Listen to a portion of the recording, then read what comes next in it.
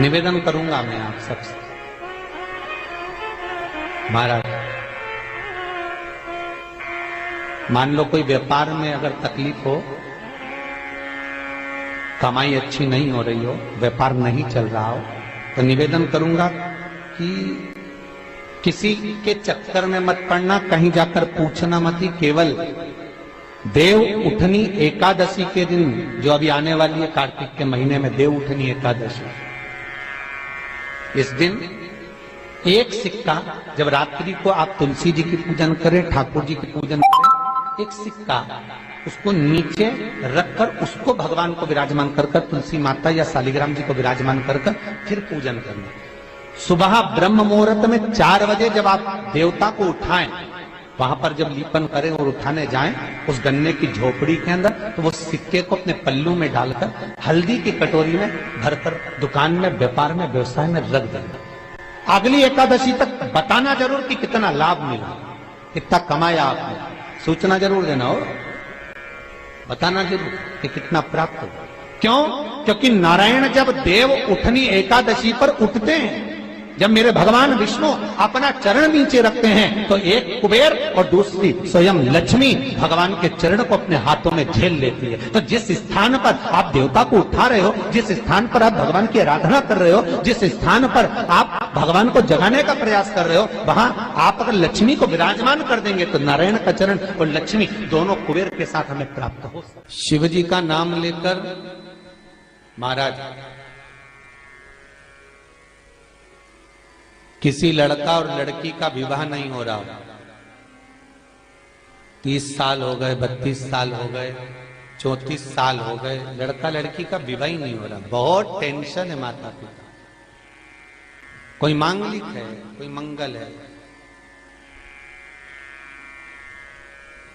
संबंध हो ही नहीं रहा, बहुत प्रयास कर रहे हैं, बहुत। तो अब की बार कार्तिक महात्म को सुने हो आप, एक प्रयास छोटा सा कर देखना, ठीक है?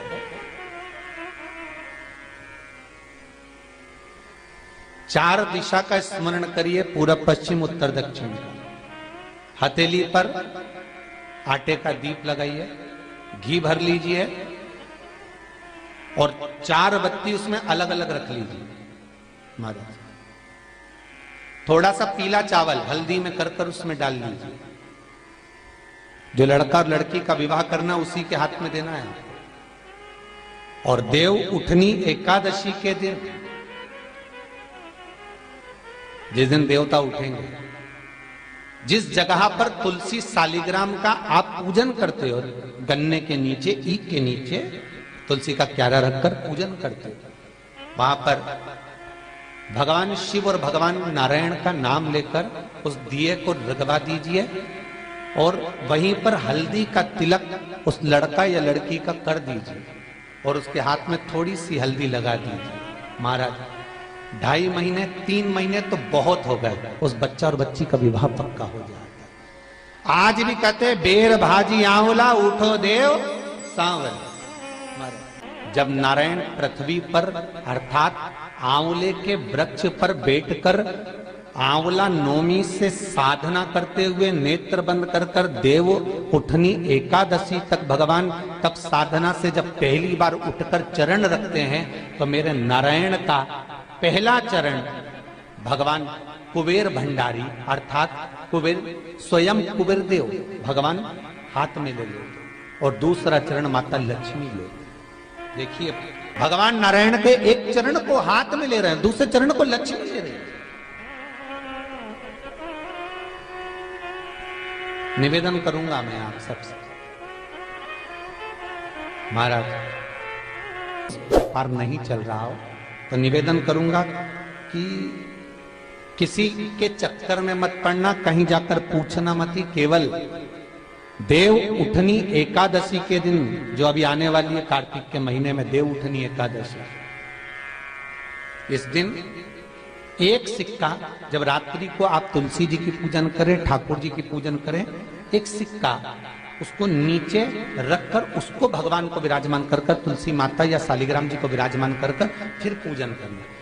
सुबह ब्रह्म मुहूर्त में 4 बजे जब आप देवता को उठाएं, वहां पर जब लीपन करें और उठाने जाएं उस गन्ने की झोपड़ी के अंदर, तो वो सिक्के को अपने पल्लू में डालकर हल्दी की कटोरी में भरकर दुकान में, व्यापार में, व्यवसाय में रख देंगे। अगली एकादशी तक बताना जरूर कि कितना लाभ मिला, कितना कमाया आपने, सूचना जरूर देना हो, बताना जरूर कि कितना प्राप्त हो। क्यों?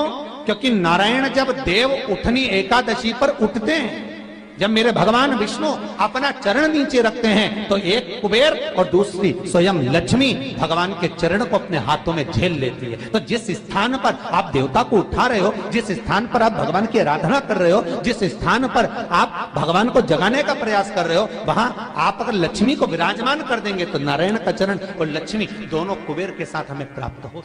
महाराज भगवान शिव ने रिझाया, भगवान नेत्र खोले, शंकर का दर्शन किया और शिव का दर्शन कर कर भगवान आज नेत्र खोलकर लक्ष्मी से कहते हैं, लक्ष्मी आज के दिन मैं अपनी निंद्रा से त्यागा हूं, आज का दिन संसार में मंगलकारी होगा और शुभ फल देने वाला होगा, जिसके द्वार पर दीप लगाया जाएगा। आज देव उठनी एकादशी के दिन, इसलिए आज आतिशबाजी होती है, नगाड़े बजते हैं, घर के दरवाजों पर दिया लगाया जाता है। आज के दिन जिसके द्वार पर दीप लगेगा, मेरी पूजन होगी, उसके घर में समृद्धि लक्ष्मी की कमी ना हो। चल लक्ष्मी, आज अपन भ्रमण के लिए चलते हैं। शंकर नंदी पर पार्वती के साथ बैठे और भगवान नारायण लक्ष्मी के साथ बैठे गरुड़ पर, दोनों बैठे और दोनों निकल गए अपने अपने मार्ग से। अब इनका जब मिलन होगा, वो मिलन आज का नहीं है, वो मिलन होगा बैकुंठ चतुर्दशी के। हरि और हर का मिलन, अब दोनों निकल गए। 1 रुपए कमाओ, 1.25 रुपए खर्च होता हो, पैसा हाथ में नहीं दिखता हो, तो शिव महापुराण में बड़ा सुंदर वर्णन किया गया से दीप महत्व का।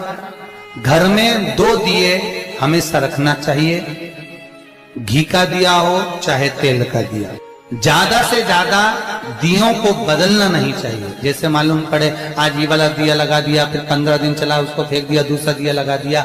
शास्त्र कहता है, शिव महापुराण कहती है, जिसके घर में दिया एक लेता है और वही दिए में निरंतर बत्ती लगती रहती है, तो उसके घर में संपदा की वृद्धि होती रहती है। दिया ज्यादा नहीं लगता, संपदा की।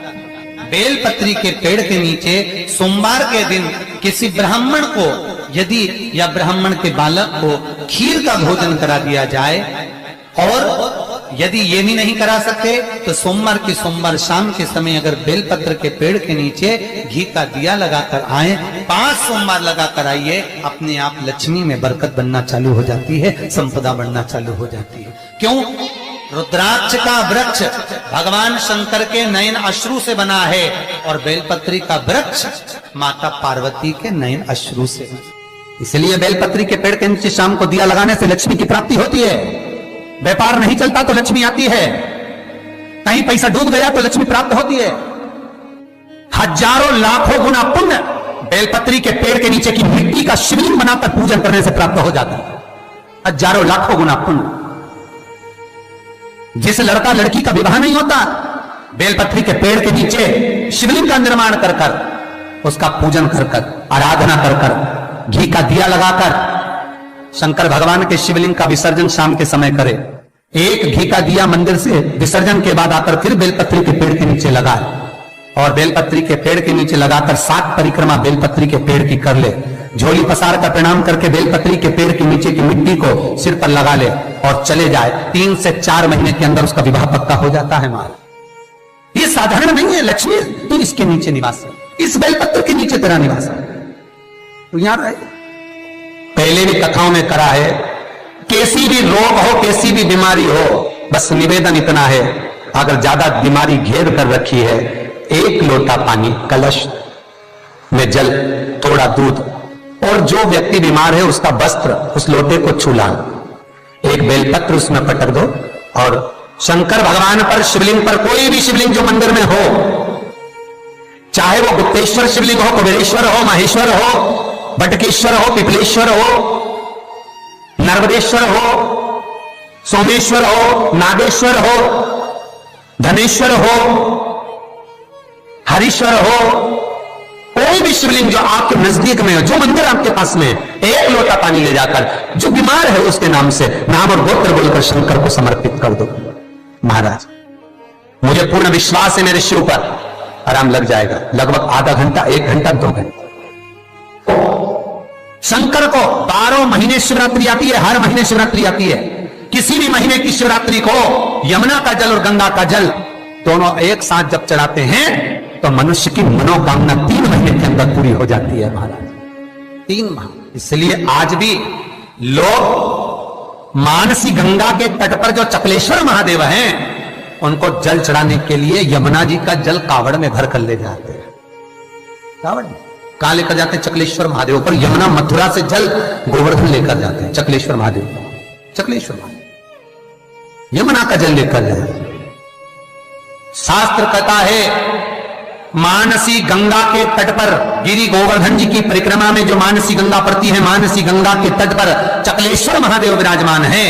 यमुना जी का जल भरकर जो प्रदोष के दिन चकलेश्वर महादेव को 3 बेलपत्र, 1 शमी का पत्र उसमें कलश में डालकर 7 चावल के दाने उसमें डालकर जिस व्यक्ति से पैसा लेना हो वो नहीं दे रहा हो, रुपया अड़ गया हो, कहीं व्यापार में डूब गया हो, धन नहीं आ रहा हो, वो जल जो शंकर जी को चकलेश्वर महादेव को समर्पित कर देता है उसका धन गया हुआ 6 महीने के अंदर उसके पास वापस प्राप्त हो जाता है। चकलेश्वर महादेव